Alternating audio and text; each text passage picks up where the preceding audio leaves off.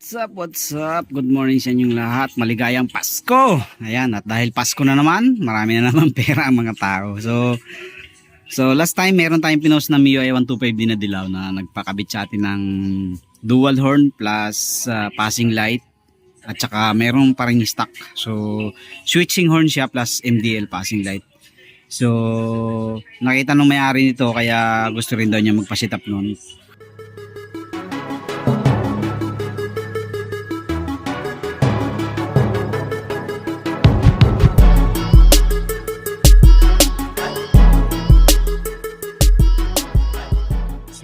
Ngayon, ito na yung mga pyesa, naka-ready na.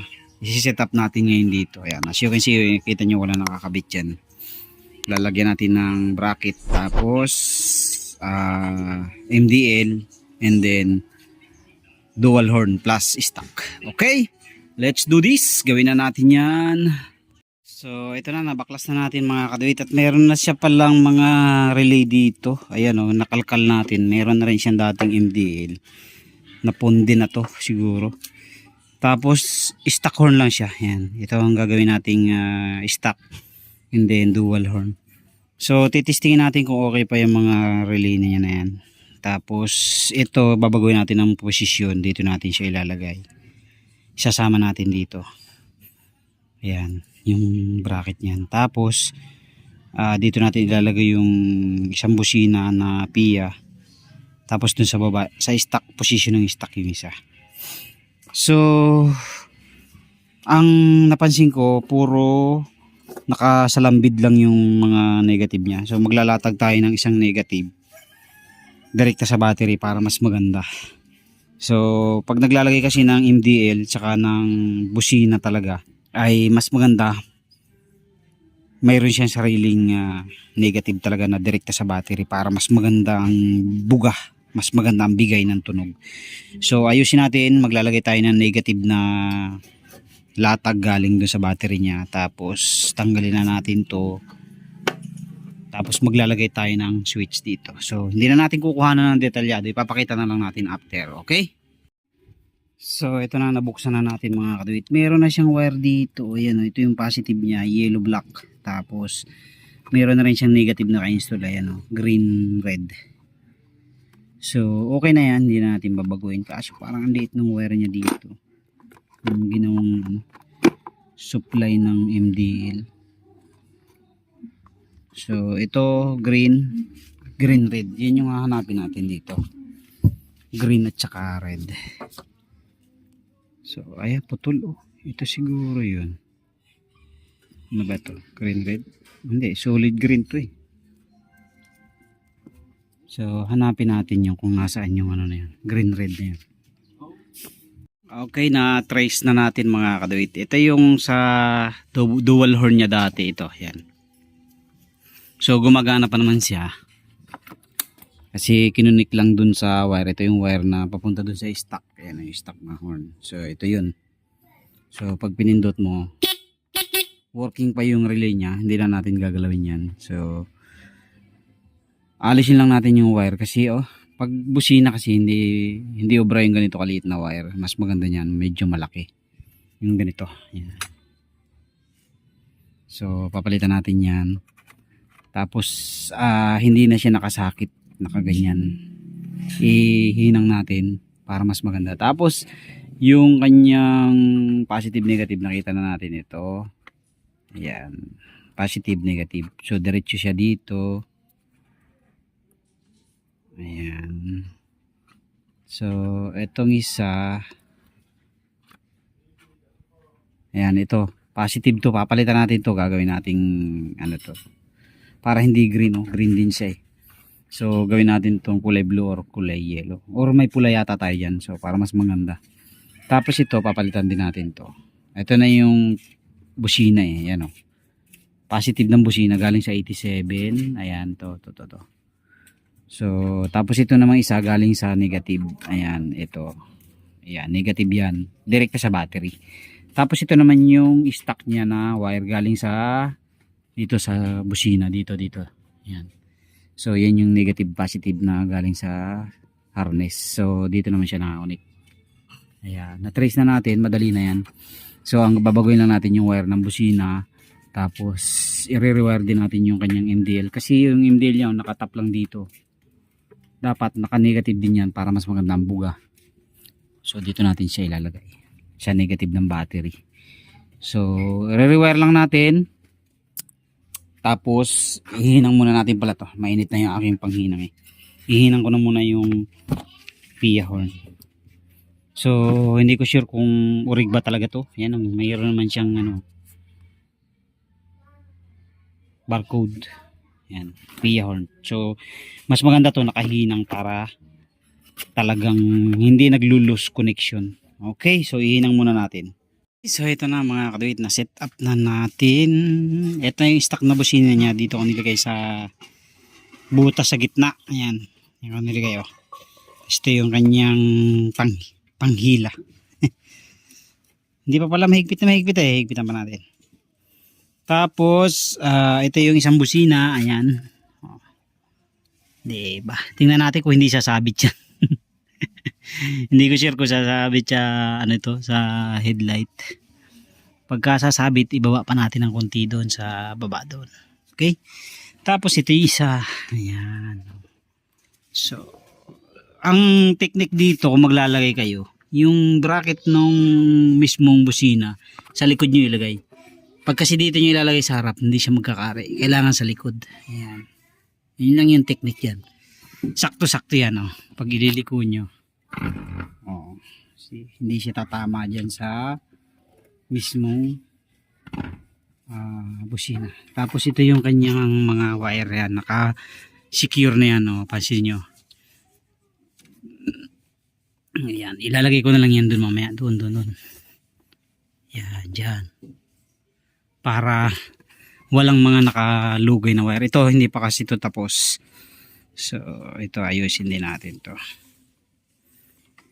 Ayan, nakakonect na yan. Ito yung relay ng busina.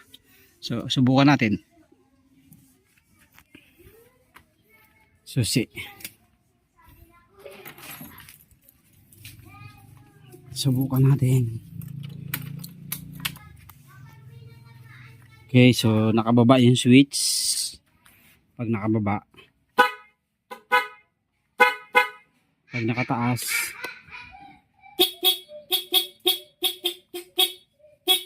Stuck. Pag ganyan, patay. Baba, stuck.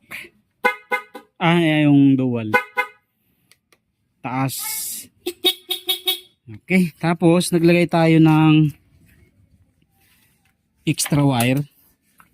Ito, nilagay natin dito sa dual horn yan. Every time na magbubusina tayo ng dual horn, ito kasi yung sa stock eh, yan. Ito yung sa dual horn, yan. Every time na magbubusina tayo sa dual horn, ay magpapasing siya. So lalagyan natin ng diode to. Itong wire na to. Tapos mamaya isi-secure na lang natin yan. Okay? So pakita ko na lang sa inyo mamaya. Mag-install na tayo ng mini driving light natin. So ito yung Firefly na B2. So B2 na nga pala to, kaya 4 wires na siya. So walang problema yung lagayan natin ng passing light. So ilalagay natin yung passing light sa kulay puti. Ayan. So itong dilaw at saka itong pula ay high and low. Tapos ito yung passing light natin para kahit alin ang naka-on ay pwede tayo mag-passing. Okay? So in-splice ko na, pinagsama-sama ko na dilaw, pula at saka puti, and then ito yung ground. So itong dilaw yan, itong pula, ito yung hindi ko alam kung yellowish or white. Tapos itong white, alin man sa dalawa, yellowish or white din. Ayan. So pero dalawa lang yung gagamitin natin, high and low. Tapos passing light yung isa. Tapos ito negative. Okay, so install na natin muna. So naka-ready naman na yung wiring natin dyan, kasi yun nga, may dati na tong MDL. Inayos lang natin yung wiring. Ito na yung wire ng MDL natin. So iduduktong na lang natin ito kasi meron naman siyang existing na switch dito. So iduduktong na natin dito yung kulay dilaw at saka kulay pula. Tapos dito naman natin i-connect yung kulay puti. Lalagyan natin yan ng diode. Okay? So mamaya ipakita natin pagka na-connect na natin. So yung diagram ng wiring ng busina, yung 85 at 86 galing doon sa dalawang stock na wire ng busina. 85, 86 ha. Tapos yung 30 galing sa battery. Yun yung supply. 30. Tapos yung 87, ito yung papunta dito sa switch niya. Ito. 87. Yan. Tapos yung dalawang lumabas na wire, itong kulay itim, ito domino kasi gamit ko eh. Itong kulay itim papunta sa stock busina. Tapos itong kulay brown papunta sa dual horn. Kaya kung saan mo i-switch yan, halimbawa sa kulay blue, kulay black dito, so ang tutunog yung kulay itong stock busina. Kung sa sinusyo naman ay sa brown, ay tutunog naman ay yung kanyang dual horn. Tapos yung mini driving light natin, ayan, ito yung kanyang relay. So yung 30 nito galing sa battery. Tapos yung 85 nito, 85 ay galing sa battery din sa negative, yung 85. Tapos yung dalawang 86 trigger yon. So anong nangyari? So yung itong switch natin sa mini driving light, kumuha ng supply, yung kulay blue, kinuha natin sa accessory wire. So meaning pag inup ng susi, hindi siya magkakaroon ng supply. Yung kulay blue galing sa accessory wire, pwede sa susian or pwede sa harness. Tapos yung isang 86 natin ay kinonect natin sa kulay black, at saka yung isang 86 naman sa kabila ay kinonect natin sa kulay brown. So yun yung magiging high and low nito. Ayan. Ulit 30 sa battery, positive. 85 galing sa negative ng battery, direct yun para mas maganda ang buga, huwag kayong mag body ground. Tapos yung isang yung 86 at 87 natin, eto 86, dalawang 86 ay ito yung trigger. So iduduktong nyo naman siya dito sa kulay black at kulay brown ng switch nito, domino switch. Tapos yung kulay blue naman ilalagay nyo sa accessory wire ng motor. Pwede sa switch, sa ignition switch, at pwede rin sa harness. Pwede rin dito sa busina, sa brake light o brake harness. Ayan, yung papunta sa in, wag yung pa-out ha. Papunta sa switch lang.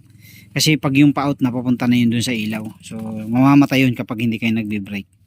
Okay, so ito na, dito natin siya iduduktong. So i-install na muna natin. So ito na mga kaduit, na install na natin oh.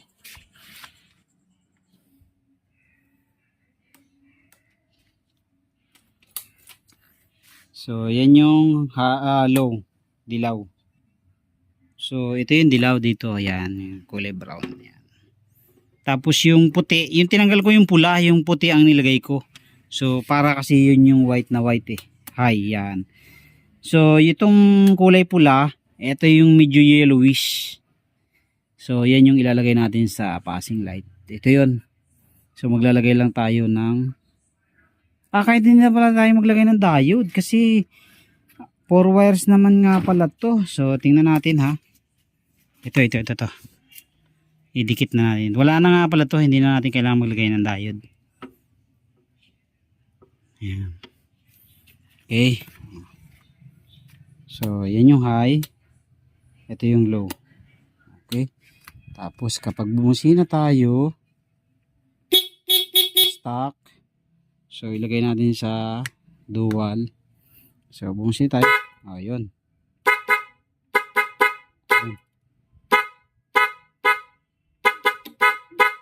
Okay. Hindi na pala natin kailangan maglagay ng diode kasi 4 wires nga pala.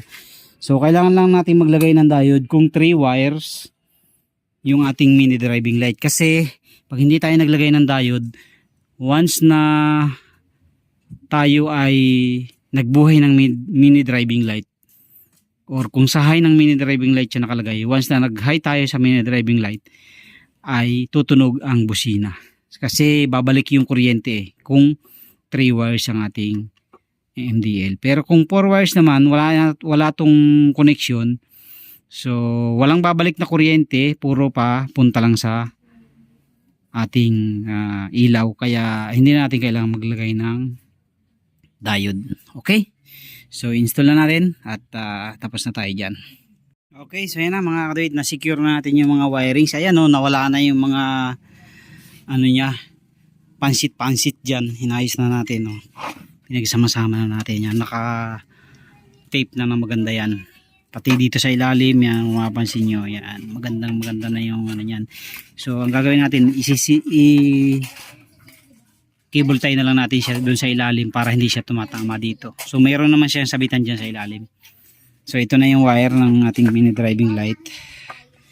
Ito naman, dito natin siya ilalagay, dito sa ilalim na to. Yan. So pakita ko sa inyo kung saan ko ilalagay yan, dito. Yan. Okay, so mahaba lang yung wire niya. Ikot lang natin para pag cable tie natin dito, yan. Wala na siyang maraming wire, di ba? Malinis. Ayan. Ito kasi mahaba to sa charger niya ata to. Ayan, secure naman na yan dyan. Ayan, okay na. So pipix na natin lahat, kakabit natin flarings, yung mini driving light niya pala. Dito natin siya ilalagay. Ayan, dito yan. Yan, dyan. So nakaganyan siya. So mamaya na lang natin yan i-install pagka nakakabit na yung flarings. Okay? So ito na mga kadate yung final update natin sa wiring. Ayan na malinis na. Hinigpitan na rin natin yung busina niya. Ayan. Tapos dyan natin yan nilagay. Yan. Hindi naman siguro tatamaan yan dyan ng ilaw. Sinukatan natin hanggang dito lang naman yung banda yung ilaw. So nilagay na natin ang cable tie doon, kaya dyan lang yan hindi na siya tatamaan. So ito ilagay natin dito sa ibabaw. Yan. Okay, cable tie na lang natin dito para hindi siya ayan na, ito yung wire para sa ilalim. Tapos ito yung mini driving light natin. Dito natin siya ilalagay mamaya. Ayan. Yan, dyan yung nakalagay. Okay. Ito na mga kaduit. Tapos na tayo sa ating ginawa. So yan na. Ito na yung mini driving light natin. Ganda ng pagkaka-setup na. So iba talaga pag may bracket talaga na binili nakasama. Ayan na. Tapos yung ating busina na isa nandito, ayan, tago yan dyan. And then nandito yung isa sa may side ng rectifier. Tapos dito yung stock. Okay, so ito na, final testing. Final testing kasi papasok yung may-ari nito panggabi. So kukuhanin na yan maya maya.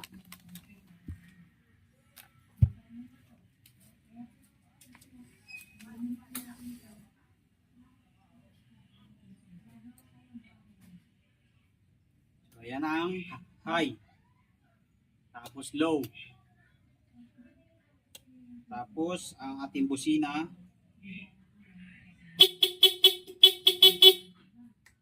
dual,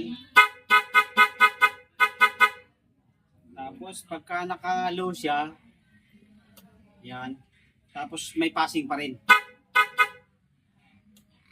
Ayan, pag naka high may passing pa rin.